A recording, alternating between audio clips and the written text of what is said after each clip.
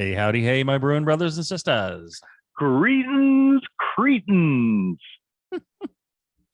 Well, you got all of that one. I tried to get a little extra bite that time. You gave it some gusto, some oomph, some I don't know what else, what other terms I'm going to use. Enthusiasm. Enthusiasm. Yes. You had some enthusiasm in there. You know who else has a lot of enthusiasm? Our good friend John Blickman. There you go. Yes. John Blickman. Enthusiasm. I mean, for life in general, but he Indeed. really is enthusiastic about making some great brewing equipment to innovate your brew day. So, things like over the years, like the beer gun, the Riptide Pump. Riptide, the Hop Rocket. Hop Rocket. Name another one, John. Come on. His conversion for the rims system out of the Hop Rocket and electric brewing. Right. Kettle has done a lot there. Yep, there you go. And then and you can check this all out on blickmanengineering.com. Great website. Really shows a lot of the cool I don't want to call them toys, pieces of equipment that you can use to improve your brew day. They also have a more basic line of equipment, the Anvil series. Every bit is tough and durable piece of equipment, but maybe a few less bells and whistles, so the price is a little bit lower, a little more entry level for you there. Check those out as well. If you get a chance, email our good friend John Blickman at feedback@blickmanengineering.com. Tell him how much you appreciate that he pays for the show. All right. So today we are doing questions that people have sent in via email. You can send them in brewstrong@thebrewingnetwork.com, and we'll get those. Don't really answer those direct, but we get them on the show at some point in time. So feel free to send your questions in there. Or if you're listening live, you go to the comments section just below that video on the Brewing Network page on Facebook, and enter your questions there live, and John will hopefully see those. And when he does, he will rattle them off. Today, we are talking about water. All water questions. John's all excited. I'm practically wetting myself. Yeah, he's wetting himself. Ooh, this one back from 2014. Wow. Ooh, wow. Chris has waited a long time to hear this answer, John, so don't let him down. Okay. Chris writes, "Hey guys, I have a question regarding mineral additions during the mash boil. I read John Palmer's book, Water, which has a ton of great info. I live in Atlanta, which has a very soft water profile. Great for making light beer, not so good for making dark beer. I've stopped adding chalk to adjust pH, as I read it takes 3 hours to affect mash pH. I now add baking soda until I hit 100 ppm sodium, and this allows me to brew a 24 to 27 SRM beers. I hope to be able to brew 35 to 40 SRM beers. Any ideas on upping the bicarb effectively? I have heard slaked lime will do the trick. If slaked lime is a viable option, I have some questions. Any software to accurately determine how much to use? How to add it? Directly into the mash, or should I dissolve it first? 3, can I add it directly to the boil kettle? Thanks for the help, Chris." Okay.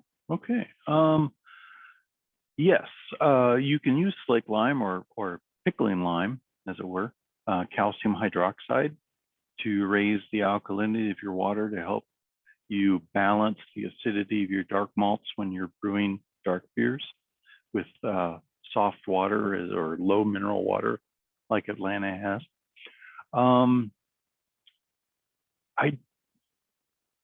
The one thing about residual alkalinity and adding alkalinity to your water to brew dark beers is that a little goes a long way. You don't need, you said you added baking soda until you're up to 100 ppm of sodium and think, okay, that's as high as I can go. Well, 100 ppm sodium is a guideline. It's not a hard and fast rule, but if you're adding that much baking soda to your water, I would imagine that your bicarbonate is around 250, 300 at that point. And that's a lot of alkalinity.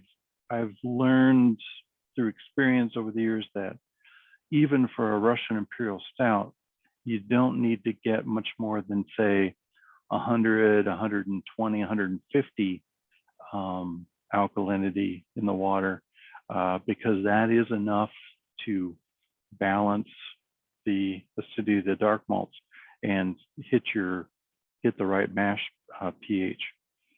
So get a pH meter, measure your pH, find out where you are with that respect to that. Calcium hydroxide works, but I have a feeling that you're probably not going to need it, that the baking soda will get you where you want to be without it. I think that covers most of his questions. Yeah, I think, just you don't want to overdo it in water adjustments. It's been my lesson over life. And yeah, it's probably not going to take quite as much as you think to brew, darker beers. Yeah, the color guide is simply an estimation. It's it's a numerical model. It's not hard and fast rules.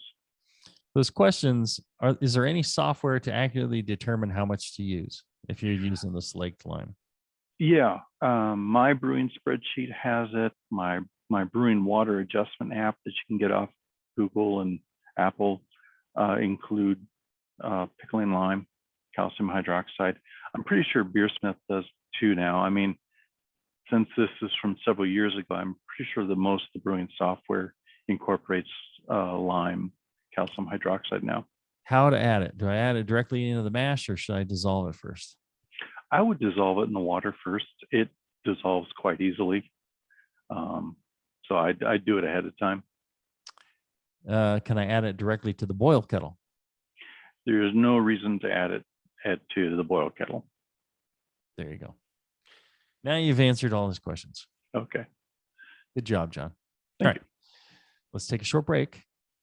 And when we come back, we'll have more of your questions right after this. All right, we're back. We're doing some of your water questions that have come in over the fine interwebs thing here. Yeah. A whole sheaf of questions about water. Let's see here. Lenhart writes, I think I have a strong theoretical understanding of water adjustment, and I've used Palmer's water sheet to adjust my mash pH for years. As a brewer, I'm moving into a new phase where instead of just brewing what I feel like, I'm going to try to dial in a few recipes in my favorite styles. And as I get there, I'm taking the advice to take water seriously. My local water is easy to work with, good for copper to light brown beer, but low in sulfate and chloride, which makes it easy to adjust. However, I live in Flagstaff, Arizona, 7,000 feet above sea level, and humidity between 5 and 20%. As a result, even a gentle boil drives off about 1.25 gallons of water per hour. My typical evaporation rate is about 20% per hour. As far as I can tell, this is totally normal for the local brewers I know, and none of us experience excessive melanoid development, in case you were wondering. Okay. Yeah, because you're at high altitude. Let's see here. Blah, blah, blah. Here's my question. Beyond what's necessary to achieve, and he says blah, blah, blah. I did not throw that in. I tend to read the questions exactly as written. I don't do too much editing. Here's my question. Beyond what's necessary to achieve the right mash pH, should I be thinking about the final concentration of salts in my beer or their initial concentration? That is, do I need to be taking into account the extra concentration of salts that results from such a large boil off? Cheers, Lenhart. I think that's a good question there. Yeah. Generally, the answer is no. We don't concern ourselves with the final mineral You're composition of the boiling beer. off 4%. It's just like, yeah, it's 4% more concentrated, but not a big deal. Yeah, 20%. That's a significant amount of boil off, more significant amount of concentration. There's no, there's no guidelines out there for what the final mineral composition of the beer should be. So I guess it goes back to your taste. What do you taste in that final beer? Is it tasting minerally to you?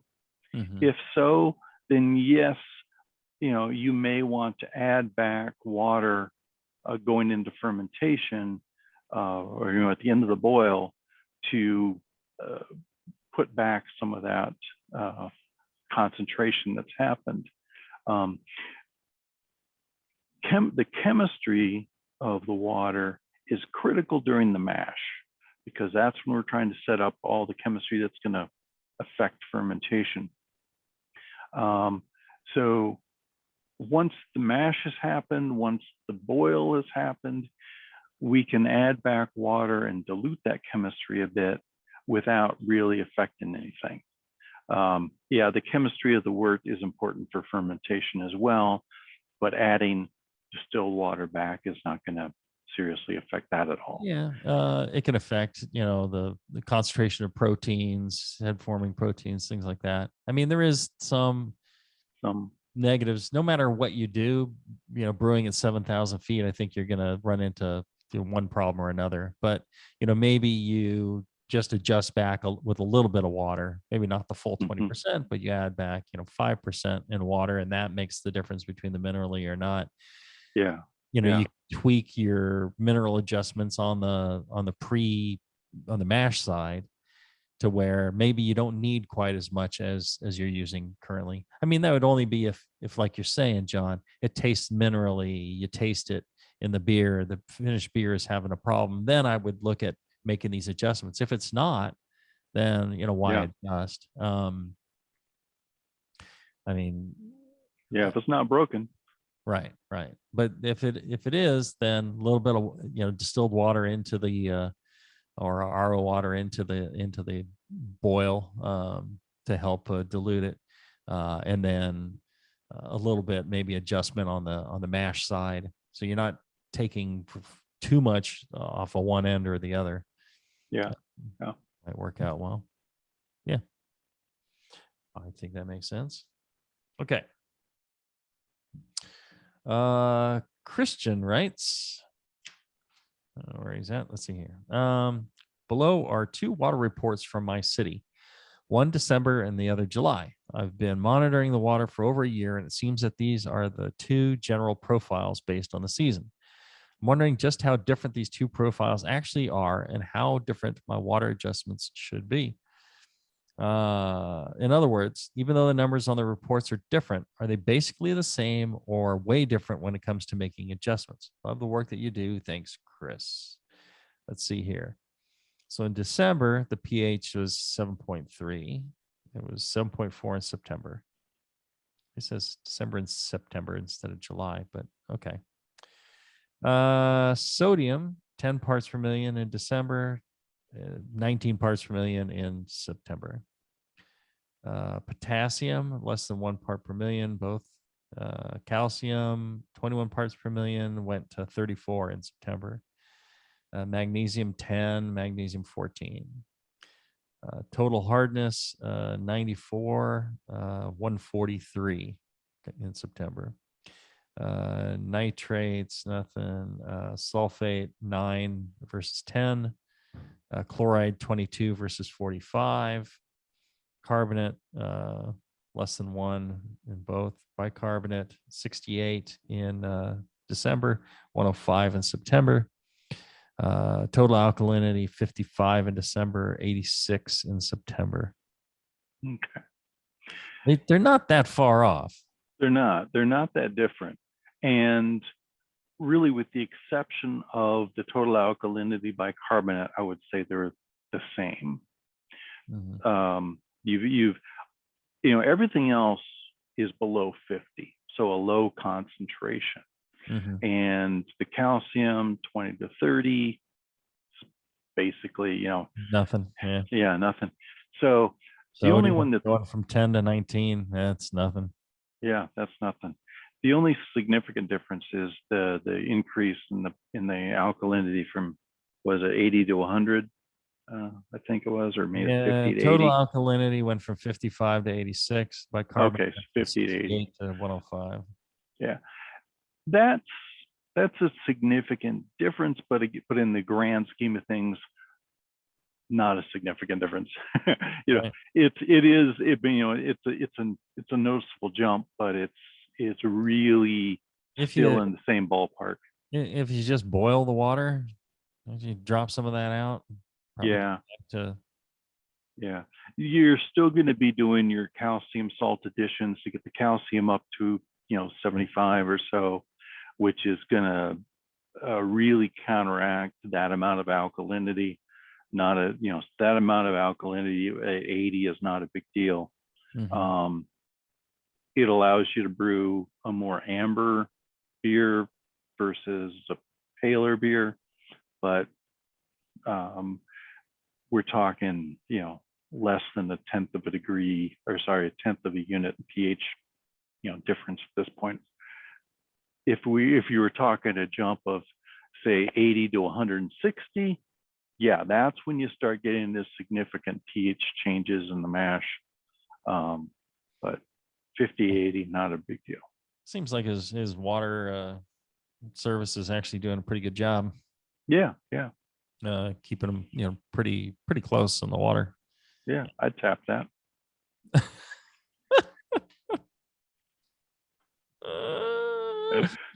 Look at you with the puns, the water puns. See, John doesn't get to use his water puns a lot. That's so right. That's he's right. really excited on a day like this when he gets to just pun away. John is a punny guy.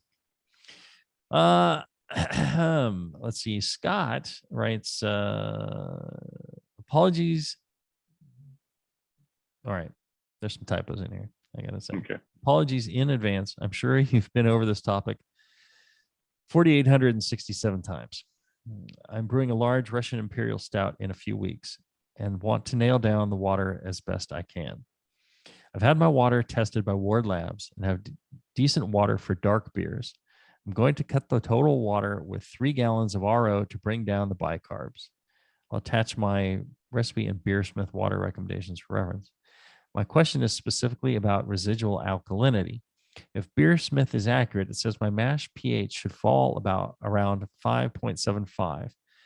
But to get it down to 5.2, Beersmith says I'll need to add more than 20 mils of lactic acid. That can't possibly be right. I've been listening to the water podcast, and I think I know that much acid will be bad. Am I overthinking this? I originally had calcium carbonate in there, but heard it's not very effective. Any advice would be appreciated. Love the show. Carry on, Scott Wilson. Okay. Yeah. This is from 2020. I'll have you know. Yeah. Great question. He sent a lot of data, sent some screenshots from Beersmith, and some of the more significant information is one that it isn't a Russian Imperial Stout. There's heavy charge of dark malts. It's a high gravity, so the malt is going to have an advantage over the water to a large extent.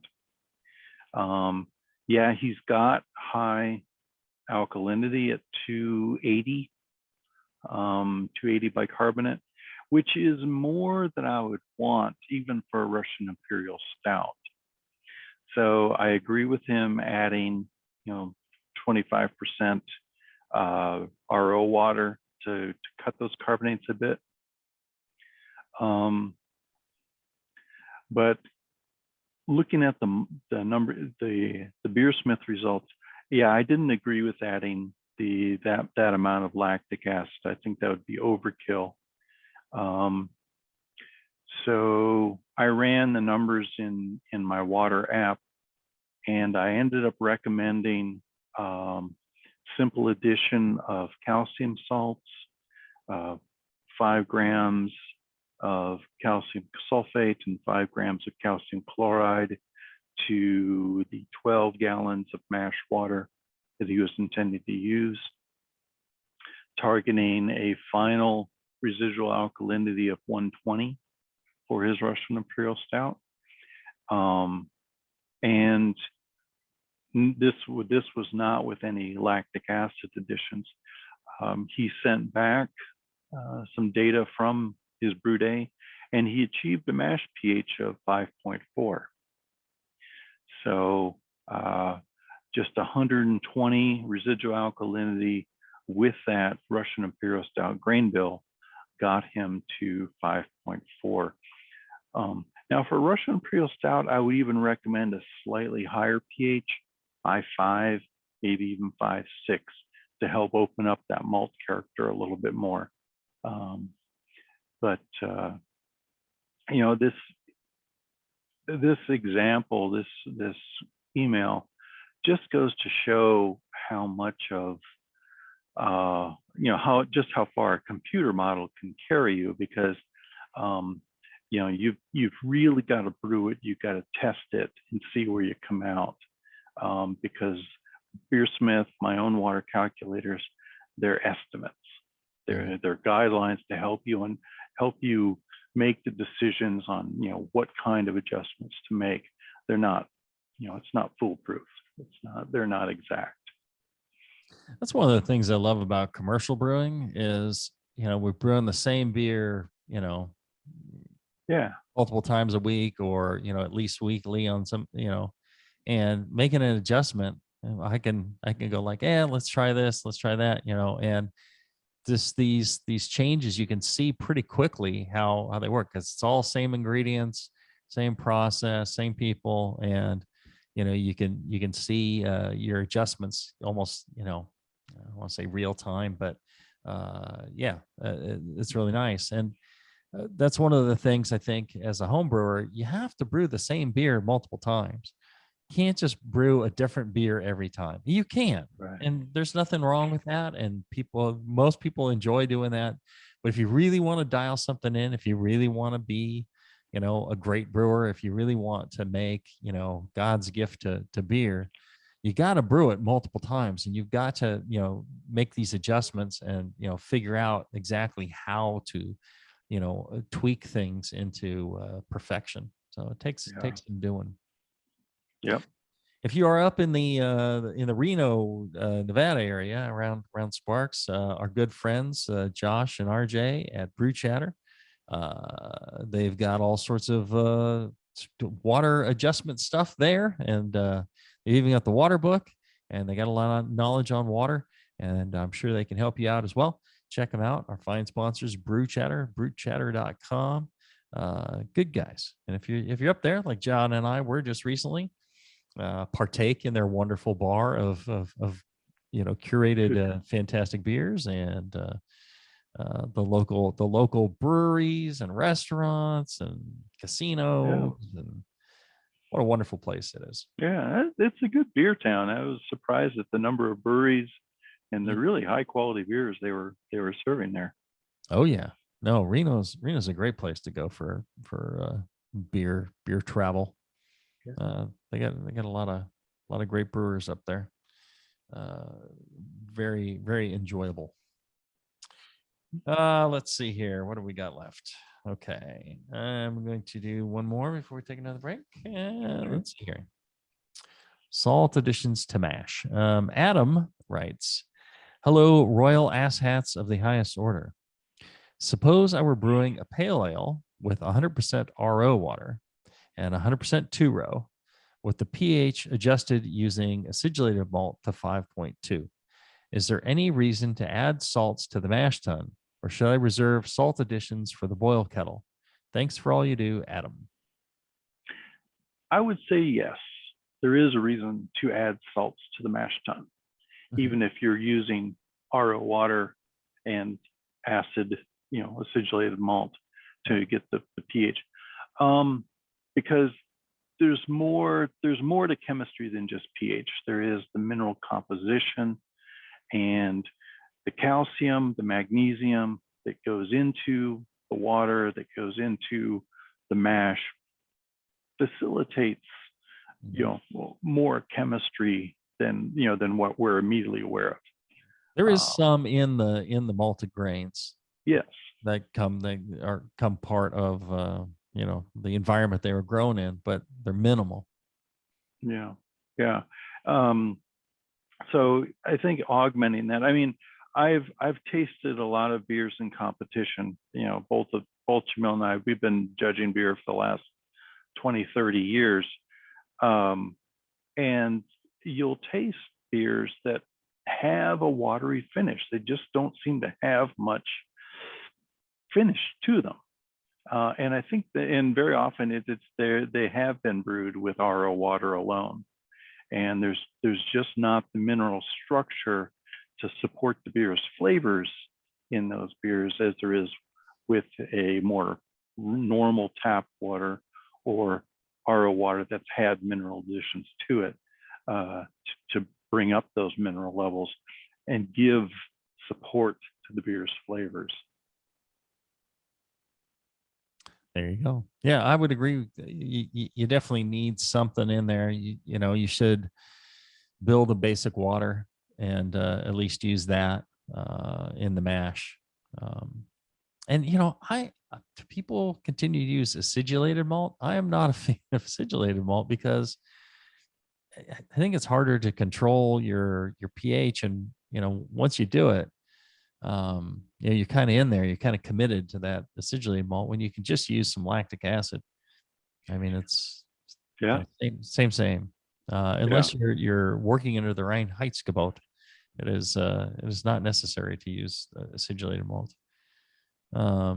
So I've always been preferential to not using it and just use lactic acid for adjustments. It is simpler. Yes. Yeah.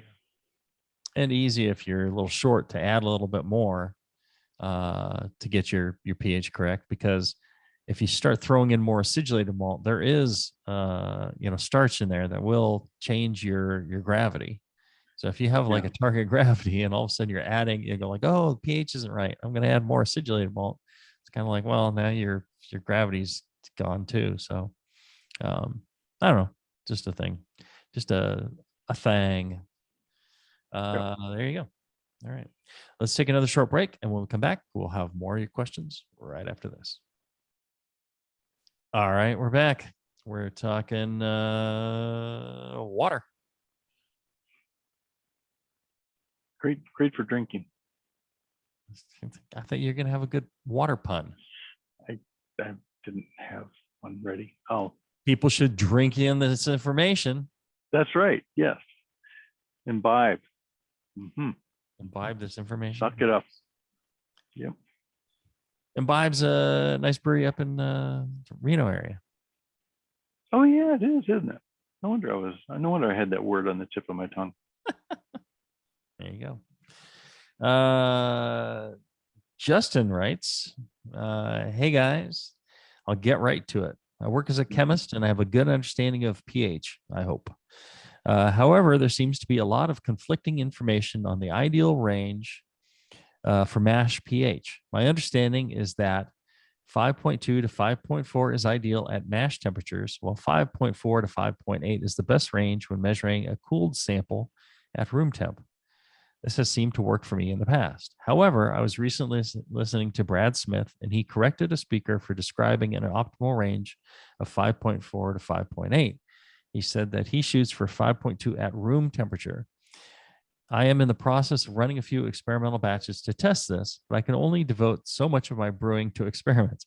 Can you please clear up the debate of ideal mash pH and measurement temperature? Thanks, Justin. Okay. Well, I happen to have in front of me the treatment of brewing water in the light of modern chemistry from 1935. Okay. And in it, it says, In summarizing the aforementioned facts and stressing their importance, we emphasize that the master brewer must create a proper medium for the process of mashing, hopping, boiling, and fermenting in order to produce a fine, full-flavored finished product.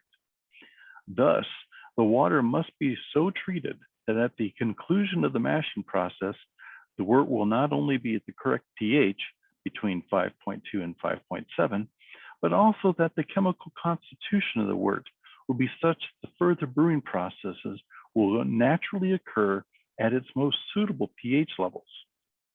The Wallerstein-Burton salts treatment adjusts the pH value in relation to the really important factor, namely the chemical composition of the water, and this adjustment assures reliable and certain results in practice. It is important for the brewer to recognize that the pH should be adjusted by the proper treatment of the water, and that any further adjustment of wort by additions in the kettle or during fermentation is not only unnecessary, but in many cases harmful. By proper initial adjustment of the acidity and buffer capacity of the brewing water, the necessity for any further modification is eliminated. Just lovely stilted language in the selling of their Burton salts. But even as far back as 1935, we recognized that 5.2 to 5.7, as measured at room temperature, was the range. Now, how do we know room temperature versus mashing temperature? Well, when pH was initially developed as a test, it was done at room temperature in the laboratory.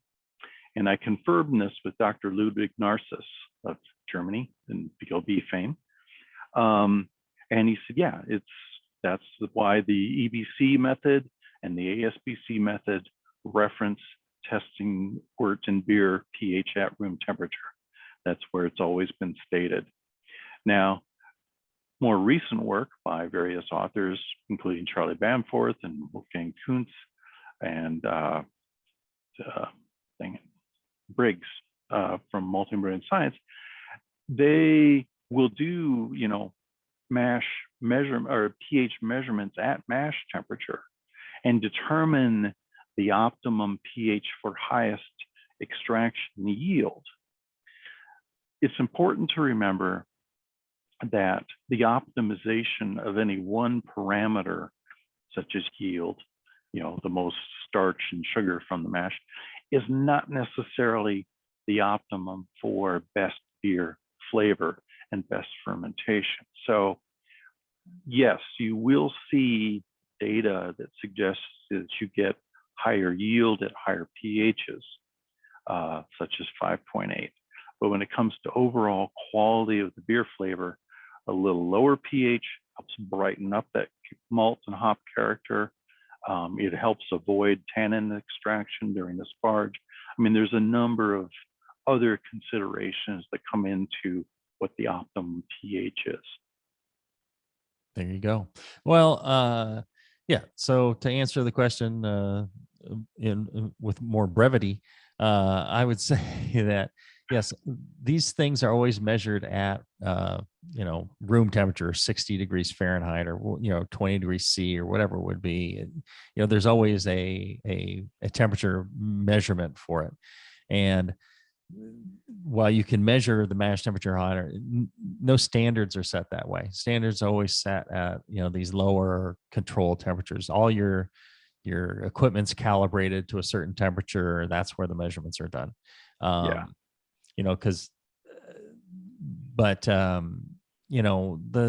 The pH tends to be off like 0.3 between mash temperature and actual room temperature. Yeah.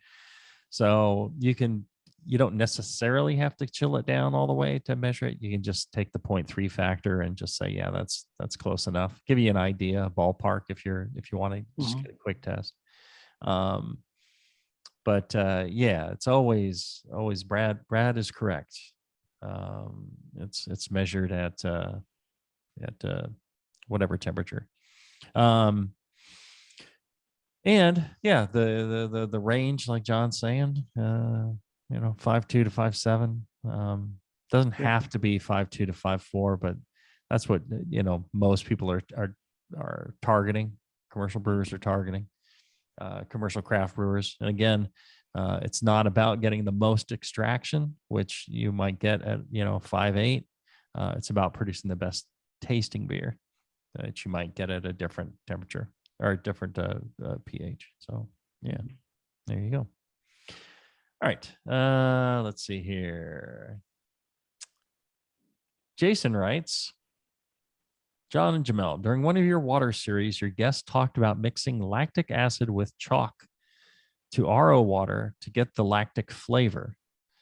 Is this a way to add chalk for usable calcium? My water is RO water with 7 parts per million calcium. Thanks, Jason.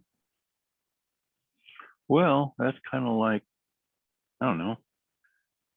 I mean, adding acid to chalk burns away the carbonate, leaves you the calcium, but you could just add calcium chloride or calcium sulfate to get your calcium without releasing lots of lactate and carbon dioxide as byproducts.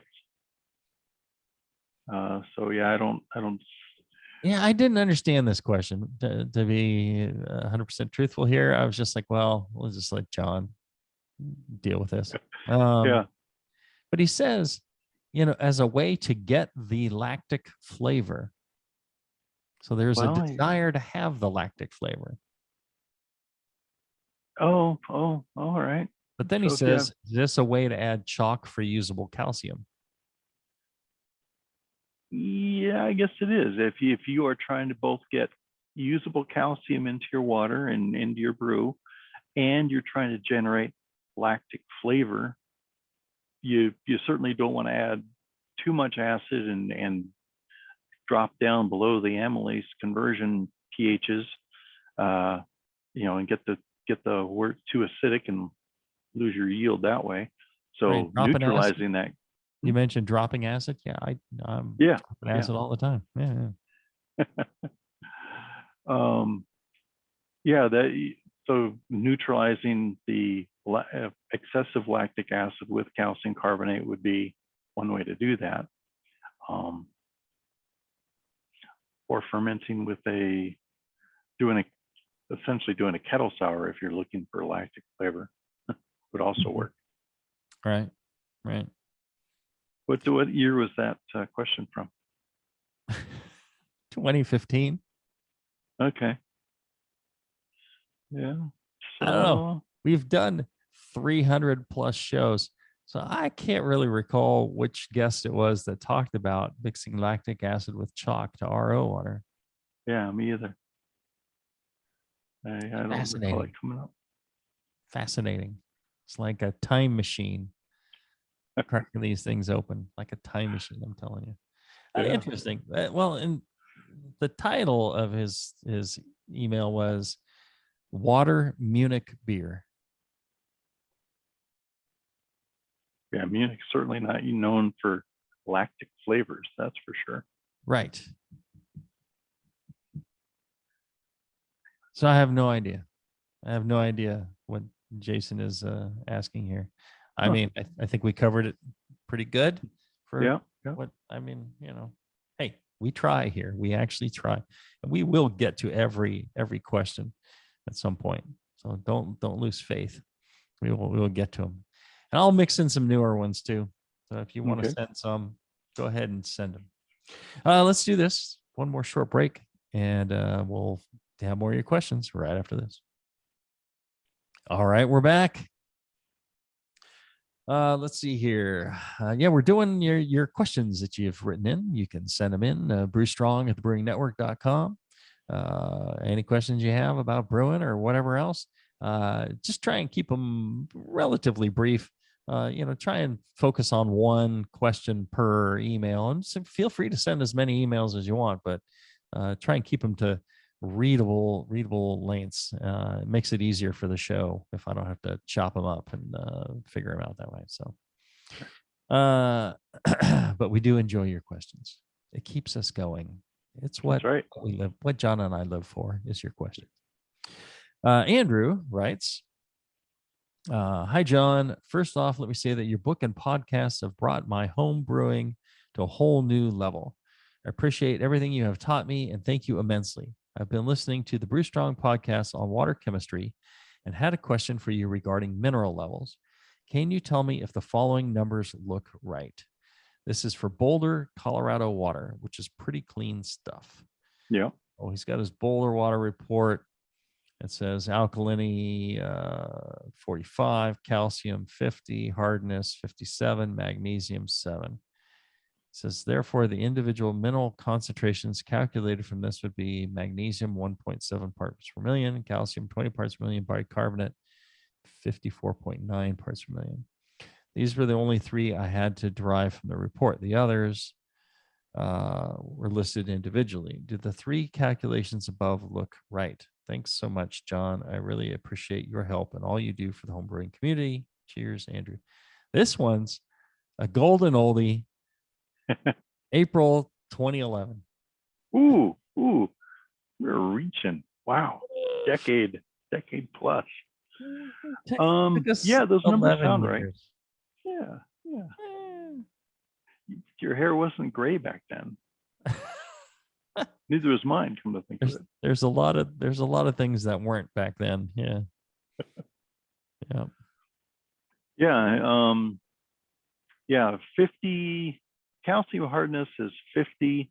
That's one equivalent.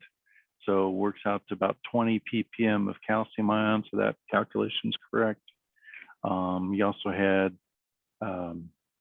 roughly one equivalent of alkalinity. So that makes it for 50 to 60 bicarbonate. Little bit of magnesium, 1.7 ppm. Those numbers check out, and that makes sense for Denver water because Denver tap water, it's coming mostly from snowmelt. It's very low in minerals overall. So even if they're pulling it out of some wells, around the city, generally it's recent precipitation, hasn't been in the ground long, and it's low mineral. Mm-hmm. Yeah, and then good palette to build whatever else you want on it. I'm wondering, perhaps we should do a show called "How to Read Your Water Report." Yeah, seems like we may have done that during some of the water Gansas, but right, certainly wouldn't hurt to hit it again. Right. Well, and we title it that, so it makes it easier for people to find. Yeah. Exactly. Out of the 303 shows we've done. Yeah. Let's put that on the list. I think that's a good idea. Okay. Mm-hmm. That's certainly easy to do. Yeah, water is one of those topics that remains popular.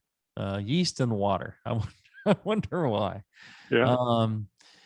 And people seem to struggle with looking at their water and saying, is it right? Is it not right? Is it, how much should I change it? Should I not worry about it? And a lot of people, I think, are needlessly using RO and stripping their water down and then building it back up. And I guess in a lot of places it's only wasteful of energy and not much else because they have plenty of water. In places like California, there's not that much water, and using RO really, you're losing like half of it. In most RO setups. So it'd be nice to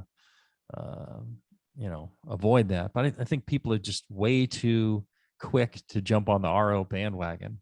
Here at Heretic, we brew everything. We don't need RO. I mean, the water's fine, and it's people. I see people deal with water like this, and they're like, "Oh, I need to do RO." It's like, no, you don't. Yeah. You can make minor adjustments with some minerals depending on the beer you want to brew, and you're good to go. We brew, pilsners. We brew, soft, pillowy hazies. We brew, standard IPAs. We brew dark beers. We brew them all. It just takes a bit of adjustment. It doesn't tend to be, no need to strip it down and start over. Right. Yeah. You're right. I mean, it would be good to do another show like that because there's so many misconceptions. You know, they get told when they move into a house, oh, yes, you all have really hard water. You need a water softener. Mm-hmm. And so they think, oh, I got this really hard water. I can't brew with it. No, it's fine. You know, just, and, you know, so as you said, so they overreact and install RO systems when, um, you know, just like the Denver water, perfectly fine. The Atlanta water earlier was also good for brewing. Yeah, it had some alkalinity, but not a non-adjustable amount. Yeah. And Fine. yeah, so yeah, water adjustment's not as complicated as everybody makes it out to be. Mm-hmm. But yeah, it does take some time and understanding, you know, where in the ballpark you are with Mm-hmm. these various minerals, you know, high, low, medium. Yeah. Right. Okay. Well, maybe we can get some examples of people's water reports. Although you've probably been sent hundreds over the Oh past yeah, I got a years, bunch. right? You, Yeah. you can pull up some examples of what they are, and we can. It'd be great if we could show those on the video as well. Yeah. Well, you know, I could share screen since it's Zoom. Right. You know, we're working through Zoom. I could share screen and show some. Yep. That'd be Yeah. great. Okay. Let's plan on doing that. Okay. Well, good to see you, brother. You too. Good to spend time with you and all our listeners, and hope you guys are staying safe, brewing lots of beer, and having lots of fun. Make sure to support our good sponsors, Blickman Engineering, blickmanengineering.com, Brew Chatter, brewchatter.com. All good folks. They really care about the homebrew community, and that's why they're paying for the show, because they feel like we do as well. So until then, everybody, brew strong. Brew strong, everyone.